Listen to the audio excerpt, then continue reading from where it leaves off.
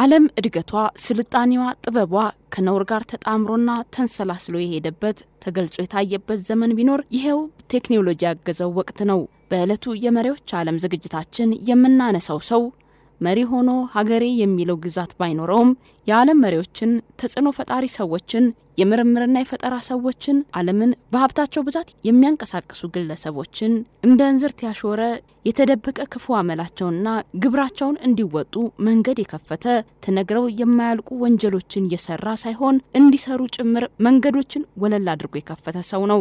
እነዚህ ዓለም አሉኝ ብላ የምትኩራራባቸውን ሰዎች ከጀርባ ሆኖ የተደበቀ ዓላማቸው ግቡን እንዲመታ ጥርጊያውን ያመቻቸ ዓለም ላይ ማብቂያ ያጡ የሽምቅ ውጊያዎችን በመደገፍ ታላላቅ የምርምር ስራዎች እንዲሰሩ በማገዝ አካሄዳቸው መግቢያ መውጫቸው ፍንጫቸው የማይታወቁ ከፍተኛ የገንዘብ ዝውውሮችን ያሳለጠ አንድ ሰው ሆኖ አንድ ሚስጥራዊ ድርጅት ሊሰሩት የማይችሉትን ስራ የሰራ ሰው ነው። ህይወቱ ብቻ ሳይሆን ሞቱም ሚስጥራዊ እንደሆነ ቀጥሏል። ከሰሞኑ የሰውየው ልፈት ከተሰማ ከ2 ዓመት በኋላ እንደ አዲስ የአሜሪካ የፍትህ ተቋም ከ3 ሚሊዮን ከፍ ያሉ የግል የኢሜል ልውውጦቹን ለዓለም ይፋ አድርጓል።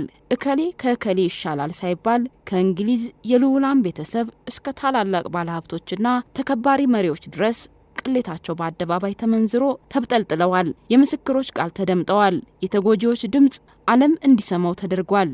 እርግጥ ነው እነዚህ ሰዎች በዚህ ሰው ወጥመድ የወደቁ ስጋ ለባሽ ቢሆኑም ከሰዎች የሰላ ትችትና ለፍርድ ይቅረቡ ጥያቄ ግን አላመለጡም። ሰውየው ግን ዛሬ የለም። በሌለበት ግን የሰራው ታሪክ የብዙሃንን ህይወት ንጧል። የዓለማችን የወቅቱ መነጋገሪያ ጄፍሪ ኤፕስተን የዕለቱ የመሪዎች ዓለም ባለ ታሪካችን እንዲሆን ተመርጧል። ከዝግጅቱ ጋር ኢየሩሳሌም ብርሃኑ ነኝ። ለዚህ ዝግጅት የተጠቀምናቸው የዘመን አቆጣጠሮች በሙሉ የአውሮፓውያኑ ናቸው።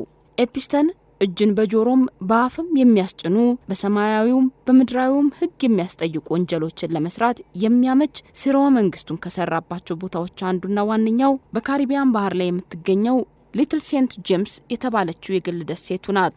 ለብዙሃን ስመጥር ሰዎች ይህች ደሴት ላይ የፈለጉትን ለማድረግ ያሻቸው ሚስጥራዊ ውል ለመዋዋል አመቺ ስፍራ በመሆኑ ጠዋት የኢሜል ማስታወሻ አስቀምጠው ከሰዓት ለምሳ ለመድረስ መንገዱ እስከዚህም ሩቅ የሚባል አይደለም። እንደውም የውሃ መንገዳቸው ቢባል ይቀላል።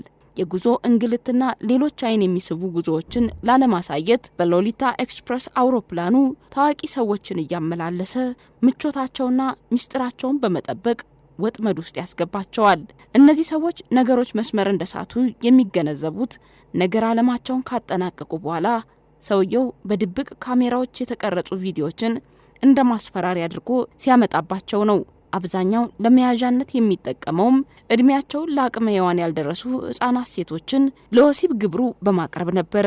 ይህን ሁሉ ውስብስብ ታሪክ ሲሰራና ዓለም በስውር እጆች እንድትመራ መንገዶችን ሲያመቻች ብዙዎችን በሀሳብ በልጦ አሊያም በማስፈራሪያ ያልፈቀዱትን ጭምር እንዲተገብሩ በማስገደድ አቅም አጎልብቶ ነበር። የዓለማችን ውስብስቡ ሰው ኤፕስተን የተወለደው 1953 በኒውዮርክ ከተማ ብሩክሊን ውስጥ ነው። ትምህርት ላይ ብዙም ገፍቶ ያልሄደ ነገር ግን ሂሳብ ላይ ሊቅ የሚባል ሰው ነው። ሙያውን ልጆች ማስተማር አድርጎ በአንድ ትምህርት ቤት ያስተምር ነበረ። ከምንም በላይ ግን ልበ ብርሃን ስለነበረ ወደ ፈለገው ለመድረስ መንጠላጠያ እንጂ መንጠልጠያ አላስፈለገውም። በማህበራዊ ትስስር ጥበብና ሰዎችን በማሳመን በሉት በማታለል ብቃቱ ተወዳዳሪ አልነበረውም። የሚያስደንቅ የሂሳብ ችሎታ ስለነበረው ለህይወት ቀመሩም ጭምር ተጠቀመበት። ይህም በታዋቂው የዳልተን ትምህርት ቤት የፊዚክስና የሂሳብ መምህር ሆኖ እንዲሰራ አስቻለው። እንግዲህ እዚህ ጋር ያለው የታሪክ ጥፋቱ ነው ብዙዎችን የሚያስገርመው። እዛ ትምህርት ቤት ልጁን የሚያስተምር አንድ ቱጃር የሰውየውን እውቀትና ችሎታ አድንቆ የሂሳብ እውቀቱን ህፃናቱን ከማስተማር ላለፈ ተግባር እንዲያውለው አግዞታል የሚሉ ሀሳቦች ተያይዘው ይነሳሉ። የባለ ሀብቶችን ሀብት እንዲያስተዳድርና እንዲቆጣጠር የተሰጠው እድል መላ ህይወቱን ቀየረው። ድርጅቱን ለማስተዳደር የሚቀበለው የገንዘብ መጠን ቢያንስ $1 ቢሊዮን እና ከዚያ በላይ ሀብት ያላቸው ደንበኞች ብቻ ነበረ የሚሰበስበው። የሳይንስ የፊዚክስና የፍልስፍና ጥልቅ እውቀት እንዳለው በማስመሰል የዓለማችንን ታዋቂ ሳይንቲስቶችና ፖለቲከኞች በዙሪያው መሰብሰብ ቻለ። ይሁን እንጂ እስከ 1991 ድረስ ተጽዕኖውና ተደማጭነቱ ውስን ነበረ። ይህ ዓመት ለኤፕስተን የሽግግር ወቅት ይባላል። በ90ዎቹ መጀመሪያ ላይ የቪክቶሪያ ሴክሬት ባለቤት ከነበረው ሌስሊ ዊክስነር ጋር የመሰረተው የጠበቀ ግንኙነት ከፍተኛው ደረጃ ላይ አደረሰው። ለብዙ ስኬቶቹ መወንጨፍም መነሻ ሆነው። ዌክስነር ለኤፕስታይን ሀብቱን የመቆጣጠር ሙሉ የውክልና ስልጣን የሰጠውና ወደ ከፍተኛ ቢሊዮነርነት ያሸጋገረው ይኸው ጊዜ ነበረ። ሌስሊ የዋለለት ውለታ ይሄ ብቻ አልነበረም። ኤፕስታይን ከዛ በኋላ ለሰራቸው ያልተገቡ ድርጊቶች፣ ሴራዎች፣ ወንጀሎችና ሌሎችም ተግባራት አጋዥ ሆና የመጣችው ከጊስሌን ማክስዌል ጋር ያስተዋወቀው እሱ ነበር። የእነዚህ ሰዎች ጥምረት ዓለምም በበጎ መለወጥ ቢችል ዛሬ ላይ የምንሰማቸው አስከፊ ጥፋቶች፣ ሞቶች፣ ወንጀሎች፣ የሀገራት መፍረስ፣ በየቦታው የሚታይ ስርዓት አልበኝነት ባልተፈጠረ ነበረ። የጄፍሪ ወዳጅ ጊስሌን ማክስዌል ተጽዕኖ ፈጣሪ ከሚባሉ ቤተሰቦች የወጣች ሴት ናት። ሮበርት ማክስዌል በ20ኛው ክፍለ ዘመን በዓለም ላይ ከነበሩ እጅግ ተደማጭነት ያላቸው የሚዲያ ባለሀብቶች አንዱ ነበረ። በብሪታንያና በአሜሪካ ውስጥ በርካታ ግዙፍ ጋዜጦችና የህትመት ተቋማት የነበሩት ሰው ነው። በብሪታንያ በጣም ታዋቂ የነበሩት እነ ዴይሊ ሞኒተር፣ ሰንዴይ ሚረርና ዘ ፒፕል ጋዜጦች እንዲሁም በአሜሪካ ኒውዮርክ ዴይሊ ኒውስ የገዛው ዝነኛው ማክሚላን ፐብሊሸር፣ ፕሮግራሞን ፕሬስና ሌሎች ጋዜጦች፣ መጽሔቶችና ማተሚያ ቤቶች የነበሩት በዓለም ላይ የታወቀ የተከበረ ሀብታም ነበር። ባለሀብቱ ሮበርት ማክስዌል 1991 በግል ጀልባው ባህር ውስጥ ሞቶ ተገኘ። መነሻው ከሞቱ በኋላ ሲነገር ትልቅ ቅሌት ውስጥ ገብቶ እንደሆነ መረጃዎች አመላክተዋል።